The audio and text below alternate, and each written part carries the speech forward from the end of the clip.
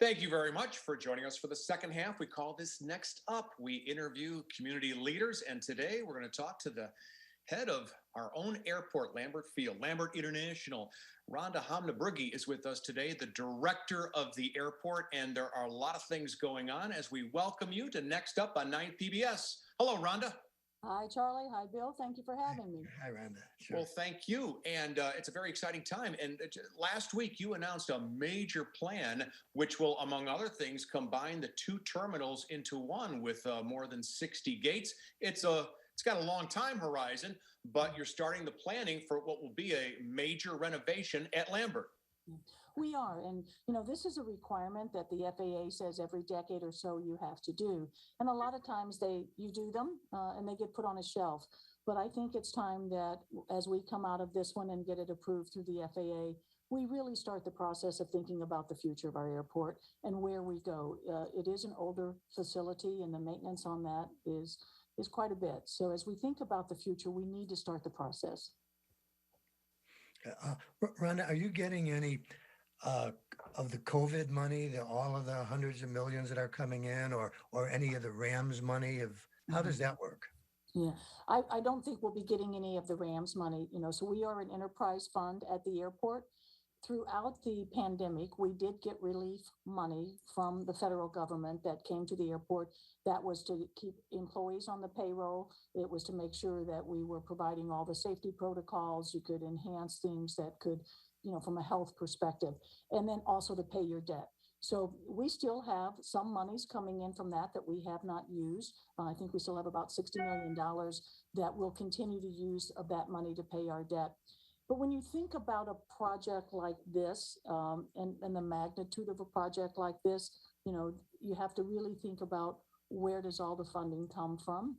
So for a build in a terminal like this, typically we do rates and charges. Your air carriers is the way the terminal gets paid for. Now with that, we have passenger facility charges that we can use, and then you can, in the future be able to use those as well as you take those in over time. And with the current federal infrastructure bill, there is money allocated strictly for terminals, which is unusual. It's only $5 billion for the whole country, but we would look to see, once the rules come out on that, do we fit in that as well from a timing perspective? Because obviously this is not a done deal. We have a lot of upcoming talks, negotiations, and things to work through with all of our partners to see if this is what we're going to do. But there are a number of ways that we would look to take advantage of some of that infrastructure bill dollars from a federal perspective. So right now we've got a Terminal 2 where Southwest Airlines is, and then Terminal 1 where the other airlines generally are. And I don't think you can walk between them right now. You got to take a shuttle. So you would eliminate the bifurcation and then just have one giant terminal. Right. Well, over the years, Terminal 2 was built because there was a need to expand when we had the large TWA here, and we were busting at the seams. So as they built it, the only way to expand at the time was a secondary terminal, and then that corridor was built to ultimately connect them. And you're correct, Charlie. Right now, part of that is still shut off, so you can't walk through. If you think about the future of aviation and the way the industry is going and the efficiencies of it, you have to think about what type of terminal makes the most sense. And for our consumers here, we have 4 separate checkpoints. A lot of the terminals in today's environment, you go through a single checkpoint. That's efficiency in terms of TSA staffing and savings there. The other piece you have to think about is we have redundancy of systems because there's 2 separate terminals. Everyone has their own bag system. Each terminal has their own backup generators. All of those things could be more efficient if you looked at a singular terminal and if you were able to combine everything from a passenger convenient. And, one of the things we've done, and there's another survey coming out, we've surveyed the public. We've put it out on Facebook and Twitter, and we shared it all with a number of different organizations to send out to their members. And consistently, we heard from the public, if you do anything, put back one terminal. So I think it makes a lot of sense in a number of ways. And one of them is just the efficiencies you can gain in a single terminal versus having two separates. Congratulations on becoming an international airport again with a direct flight to Frankfurt. And David Nicholas of the Post-Dispatch wrote a story about, the subsidies that you had to give to the Lufthansa. I can't even pronounce the airline, Rhonda, the German airline, that studies have shown that 40% of the deals made with subsidies end when the subsidies end, which I think is like 5 years. I mean, are you hopeful that we'll have enough traffic to Frankfurt that we'll be able to keep that route going? Absolutely. Well, if we looked at our numbers in 29 pre-pandemic, on a daily basis, we had 385 people a day going into Europe. Not all of them went to the same destination, but they were going into Europe. Now, the summer that peaked up to around 450. During the winter months, that may have peaked down to 260 or 250. But yes, that is a sufficient amount of people on a daily basis going into Europe to support this flight. The challenge that the carriers have always had after the large legacy carriers decided to really just put their international activity at their large hubs like the Dallas, the Chicagos, the New Yorks, the Miamis of the world, was the European carriers really started looking at some of these medium-sized cities to say, does it make sense for us and can we go there? But it's a big risk. It's a big investment for an airline to do that. So several years ago, when this trend started of some of the European carriers saying we're open to looking at US cities that are medium-sized hubs, but we need some support in those first 2 years while we build the market. The market's here. The support for the first 2 years is to really help them get the base of all the people who will give up their loyalties to other carriers who are used to flying on a status level with one of the other legacy carriers and still want to connect through a Chicago, a Dallas, a Miami.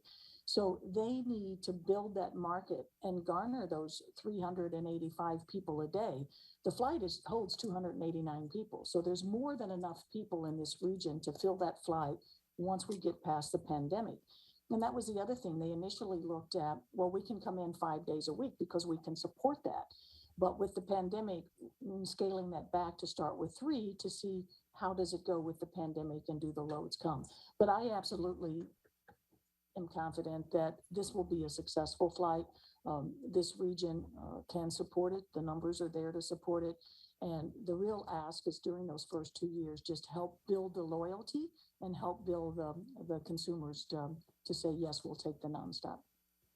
Mike Boyd, a national aviation consultant, has told us that he believes before long we're going to hear about a nonstop from St. Louis to London. Do you see anything like that in the works?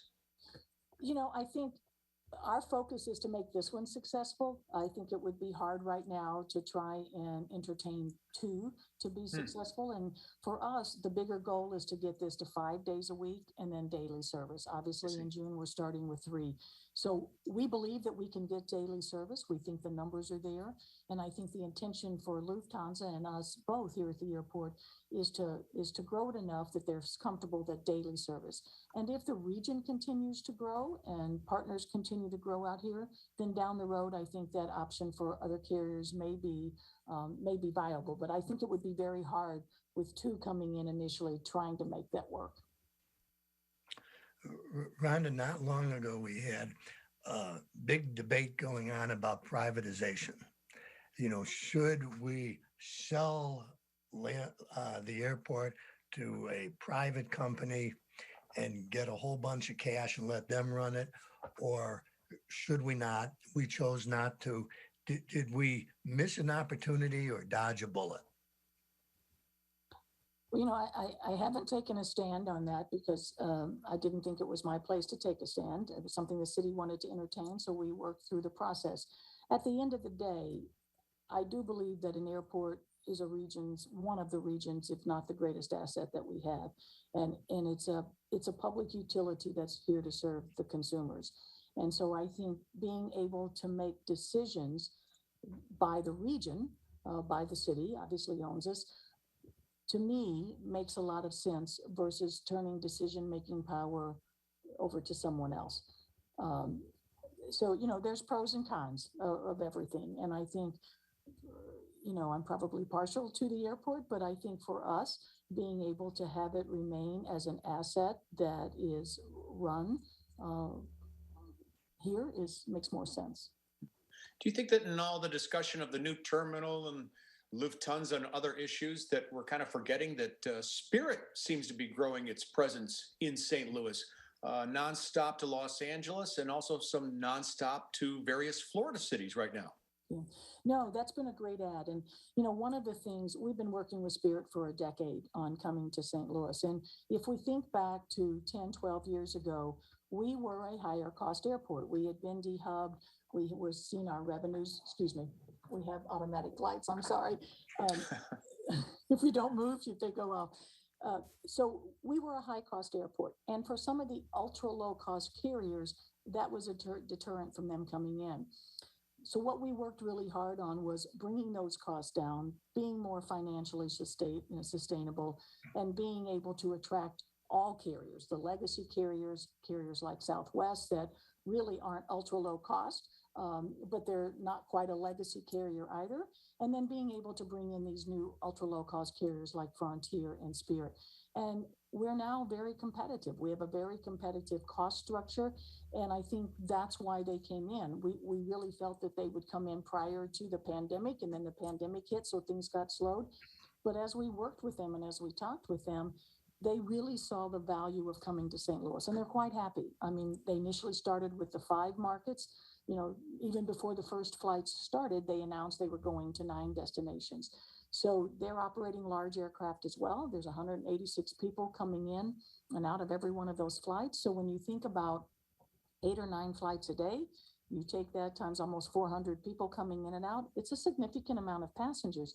And they're drawing a lot of people from a further MSA. So they're drawing people from the Cape area, from the Springfield area, Joplin area, people that are coming because it's a very affordable way to get to leisure markets. And their focus is obviously mostly on the leisure market that they travel to. They are doing LA flights, which is a combination usually of both business and leisure, but they're doing very well. They're very happy here. I think we'll continue to see growth with them in the future too. Ron, another story that came and went, and I don't know what happened to it, was the China hub story. Mm-hmm. We're in the middle of the country, so we are perfectly positioned to have a hub for China, and China was going to be sending all this material here.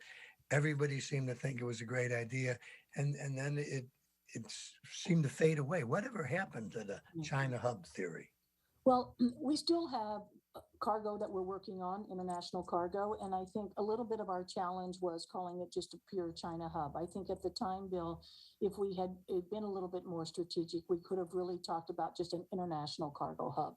And one of the things that you look at from international cargo is you have the belly cargo, which is in the passenger airplanes, and they're large airplanes, so they're able to fill up those bellies. And then you have dedicated freighters coming in.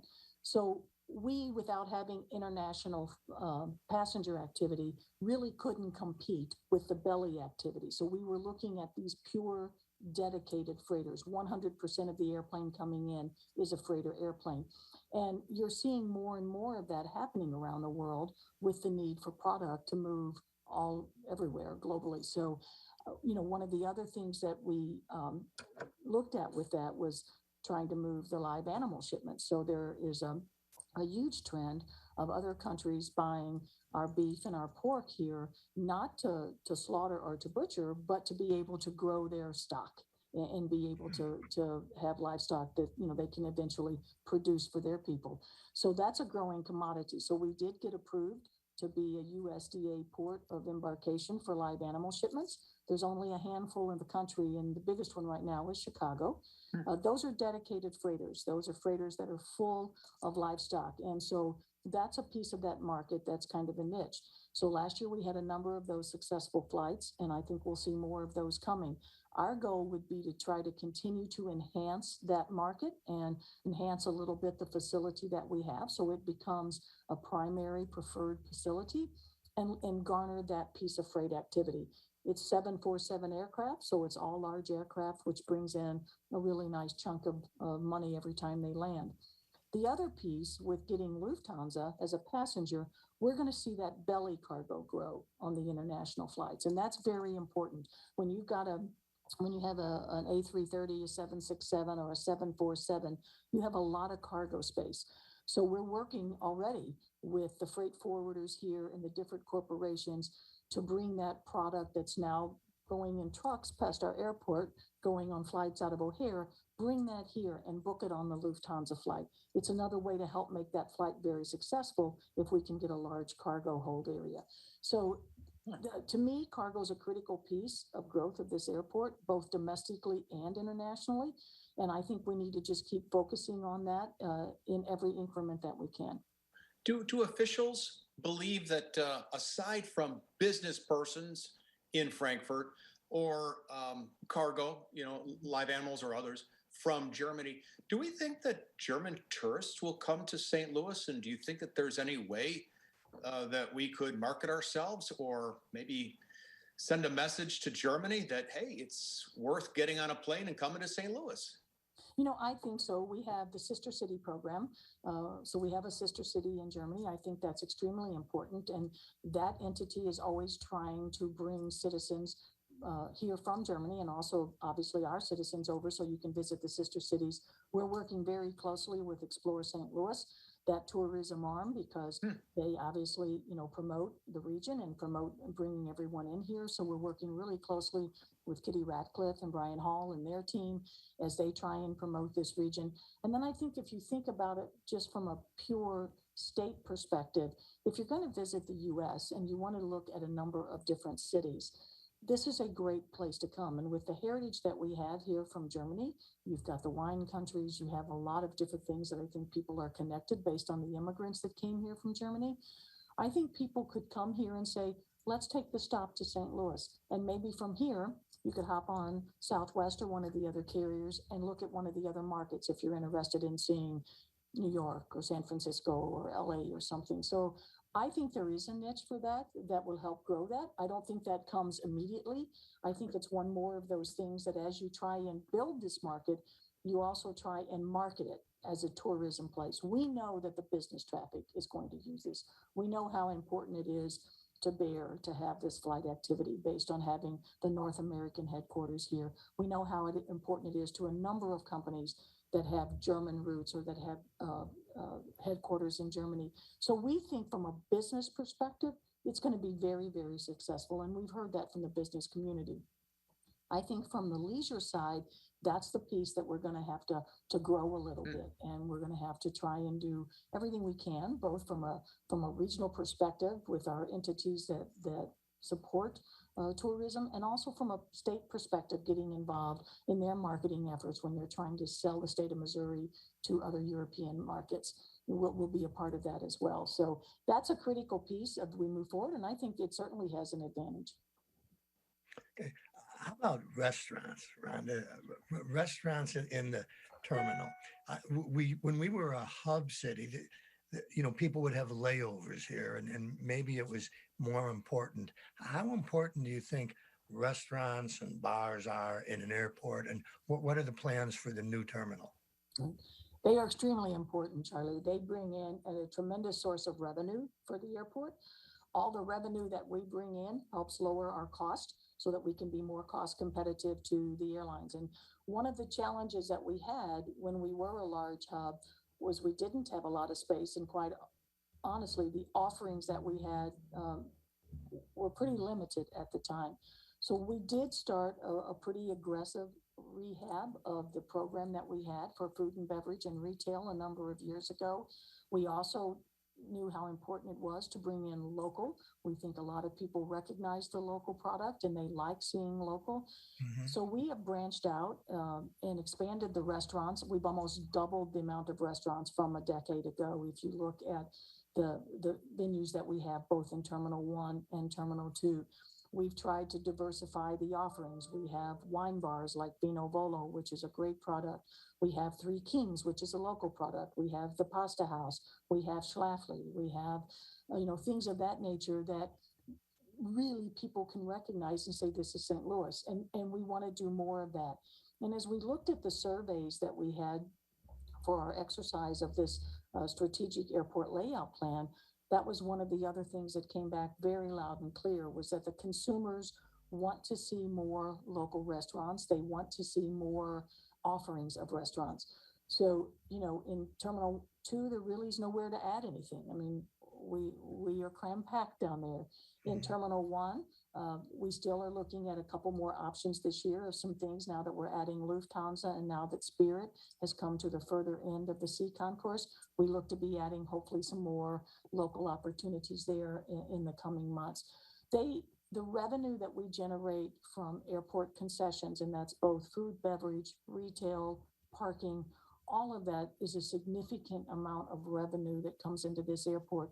The more you grow that, the lower you can make your fees. So, you think about how we've been able to generate more revenue in the last 6 or 7 years. A lot of that has come from additional parking and from additional concessions.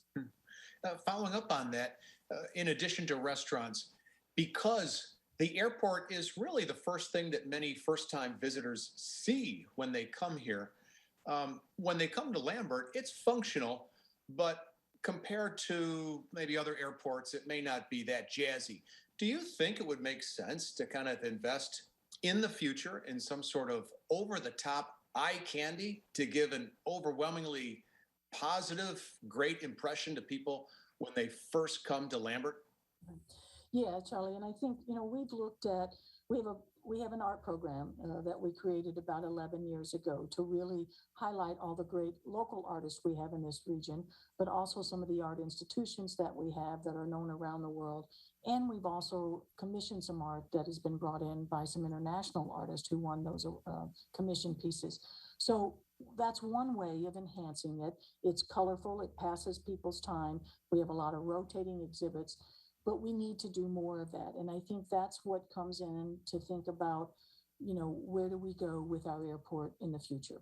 And what is it that people want and we can do? And, part of the reason that we're currently looking at a facility and the potential of a new facility is the cost of maintaining this and never being able to get to that type of facility, never being able to have concourses that meet today's needs. Our concourses are 75 feet wide. The concourse average of today is 150 feet wide. Why is that? It's because more restaurants are wanted, more venues are wanted, and because people like to have things that they can do. So if you continue to keep this facility, your ability to enhance those types of things are going to be limited. And you're going to spend an enormous amount of money maintaining and trying to reinvest in older infrastructure. So those will be the things that come out as we talk about this over the next several months. And does this make sense? And here's some of the pros and cons and the reasons why. The other piece we have is when you come into a terminal, in a lot of places, if you're coming into LA or Dallas or wherever, you see huge signs on the airport, welcome to the terminal. We don't have that. We've got 2 entrances to our airport coming from east to west. Most of that is MoDOT. So we really don't have today what I would consider welcoming signage that would be transformational. And I think in the new scheme of things, that could be another piece that would really give you a little bit of wow. So there's a lot of things that we could do to be able to enhance that. We have a roadway system right in front of our terminals. Not exactly the most beautiful thing you can have, and it's very constrained. So I think looking at all of that could really have some wow factor if we think about the future of this airport and where we as a region want to go, as a city want to go, and where do our airlines want to go? I read all the time about the problems in the sky with COVID and everybody's angry and people are getting assaulted. Are there problems like that in the airport, or are the problems put off until people try to squeeze into a plane? I mean, have you noticed bad conduct is what I'm asking, Rhonda. We've been pretty lucky, but I will tell you, there has been bad conduct, even in the terminal side. So the mask mandate went in shortly after the airlines, they started mandating mask on board. And then late last summer, I believe it was late last summer, when the FAA mandated that inside the terminals, you must also have masks. That has been extended numerous times. It's now an extension until March, the end of March. So there are a lot of people that don't feel like they have to wear a mask because there's not a mask mandate for the county or for the state. But yet, when you're inside this building, there is a federal mandate that says you must wear a mask at all times unless you are actively eating or drinking. So if you're in one of our restaurants and you're eating, having lunch or breakfast, whatever, you don't have to have your mask on. But if you're walking through the airport, if you're sitting at a gate area, if you're boarding your flight, you do have to have that mask on. So that, we've gone up and down a little bit with it. We do have to enforce that. It's hard when you're trying to work through 2 million square feet enforcing that, but we do, and we work with our officers and obviously with other personnel, security personnel, to do that. Most people are compliant. You always get that one or two here or there that says, I'm not going to do it. And your only choice is, well, then you have to leave the facility. So I will say it's been a minimal problem here, but the enforcement is something that we deal with every day. And usually once we are asking people, they will put it on, but it's a constant challenge. Rhonda Hamm-Niebrugge, we thank you very much for joining us. We only have about 30 seconds or so to go. Let me ask you this is a real pedestrian question. If I'm taking American Airlines, can I actually park my car in parking lot A and walk through that tunnel, or is that kind of verboten? Do I still have to take the van to go to Southwest Airlines? No. You can, if you're flying American and you want to park in lot A, there's a tunnel underneath that you can walk through from lot A right into the garage. Yes, you can take that.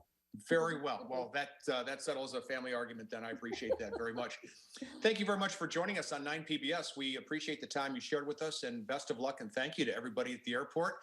To be continued, as we often say. All right, thank you.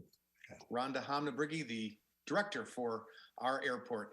Thanks, everybody. We'll check in with you next week at this time. Have a great week. Donnybrook is made possible by the support of the Betsy and Thomas Patterson Foundation and the members of 9 PBS.